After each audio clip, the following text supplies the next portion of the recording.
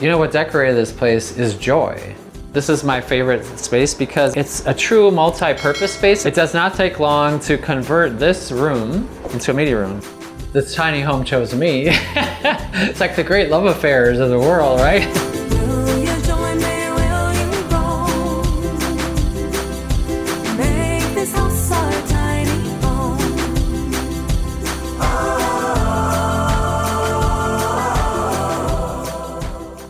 Hey, my name is Brad. I'm here in Desert Hot Springs. This is my tiny home. Welcome, come on in.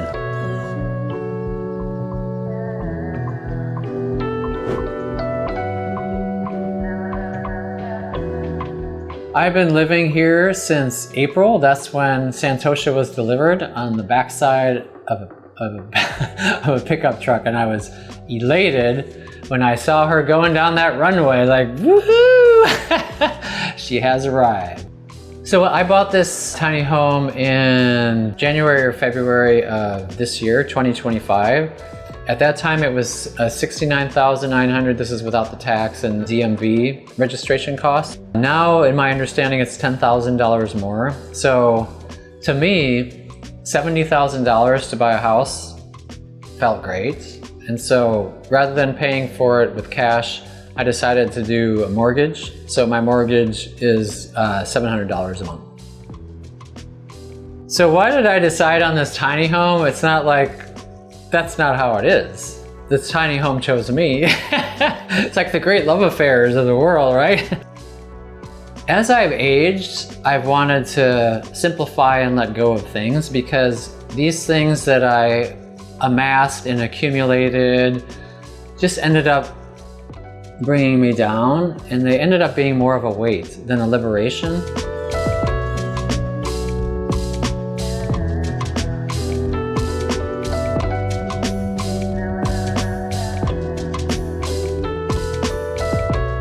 My cost is, the space rental is $995. The $995 includes a $300 unlimited utility cost. And it really depends here in the community. If you're in a certain spot, the prices are different. We have a clubhouse that has a pool, spa, workout place that has free weights. It's a great gathering place. So people have parties there all the time.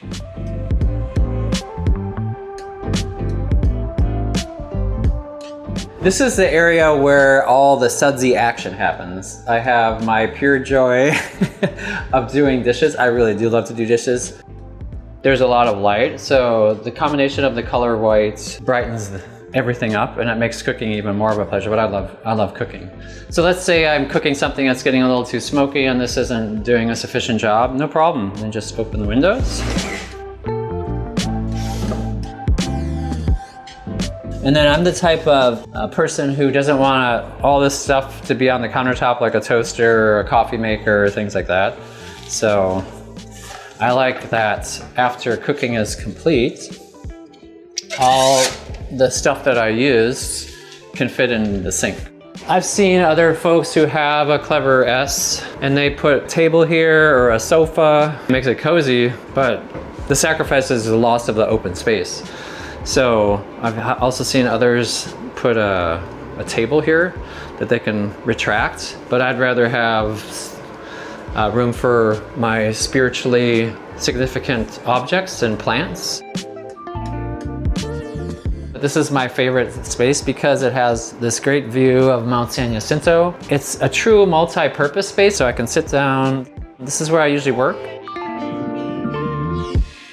One thing that I missed in terms of surrendering things and being liberated, let's say, from books, is that I had a collection of thousands of books, really. So what I did is I moved and kept simplifying and letting go, was I just chose the books that really had significance to me in terms of maybe they were a gift from someone, so sentimental value, or they had content value in the sense of I really enjoyed what I read. I really like the old art of writing cards to friends, so I've got cards in there that I got from different places. It does not take long to convert this room into a media room. So I put down my pillows. So then I've got some plants to take back. So I take my succulents, them away, put them down. So that's all there is to clear this area, because this functions as the frame for the Murphy bed. So I pull down the Murphy bed again using this handle. So you can see there's a strap system. So there's straps on the bottom of the bed and straps on the top of the bed. So here, the way that this one is constructed, there's a chain with a knob, and then to lock the bed down, you just stick that in there, and then it snaps. So now it won't come up. Then you undo the strap 1, undo strap 2. So you can see I've got my down comforter. I like a lot of pillows. I've got 6.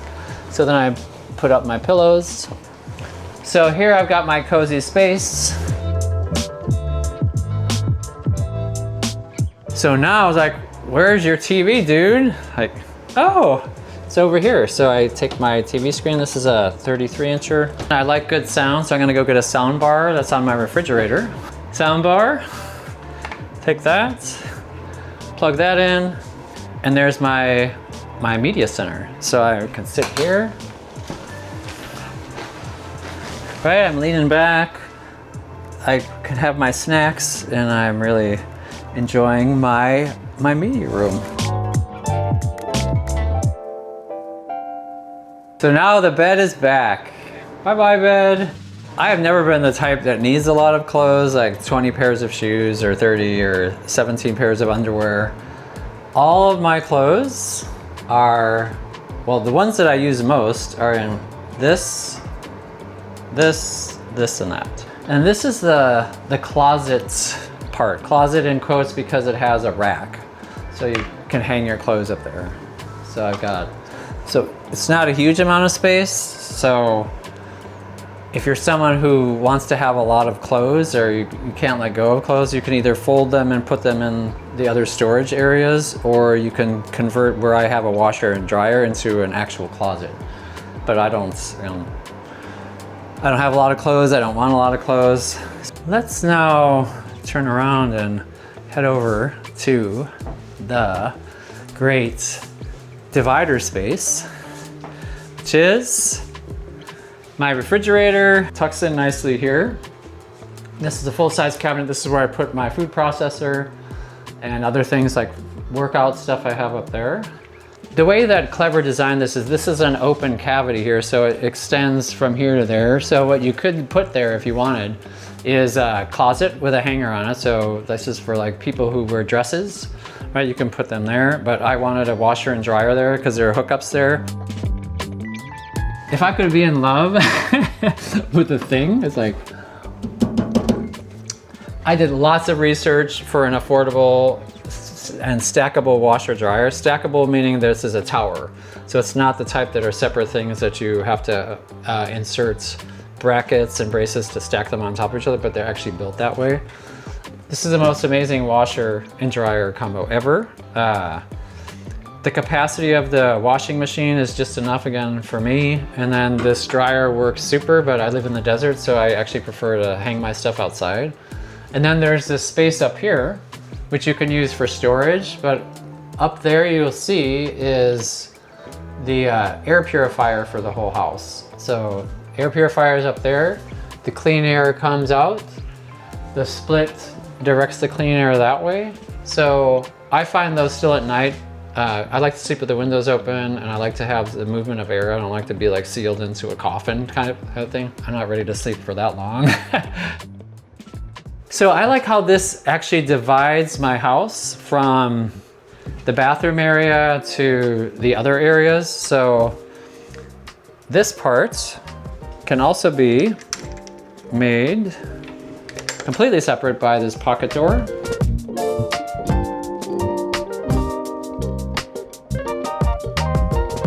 So here we have the most amazing top-mounted sink ever. I like to wash my dirty feet in there when I have dirty feet because I get to sit on this counter. Let me move my rear end so you can see all the counter space there is here, but like the same principle that was in the kitchen. I don't want to have a bunch of stuff cluttered on top of my counter, just things that are sacred objects to me, not necessarily things that I use every day. Those things are in these, anything that I would need is in here. Right, there's that one. See, because that's stuff in a conventional bathroom that doesn't have a lot of storage space. Then I have one on this side.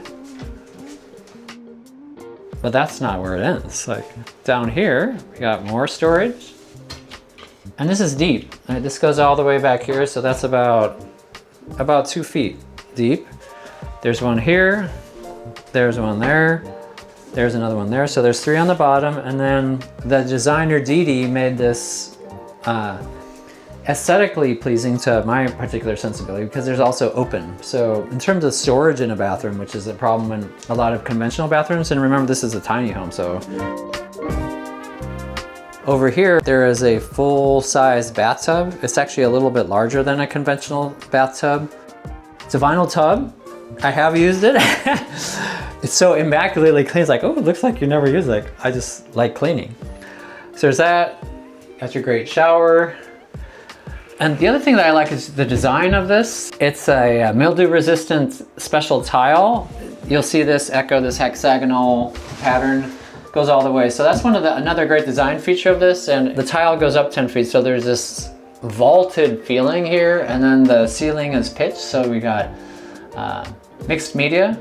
We have this tile, we have the vinyl tub, we have the vinyl floors, and then we have wooden ceilings.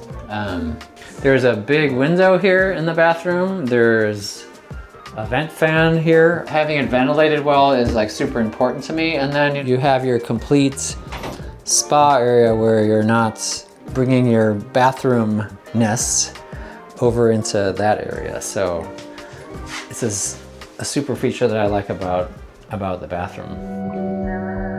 I get the same thing all the time, which is really awesome. Oh my gosh, this place is so beautiful. Oh, this place is so spacious. Oh, this place it feels so homey. And I really like that they enjoy it as much as I do. And then though it makes sense to me. Who decorated this place anyway? You know what decorated this place is joy. Joy. I have joy when I look at my plants. I have joy when I look at my sacred objects. I feel joy, I would say joy, a combination of joy, peace, and love. If you like this week's episode, please make sure to like, share, and subscribe. And check back soon because we have new unique home tours publishing all the time. And if you'd like to join our team and get access to members-only content and unique perks, make sure you click on the join button below.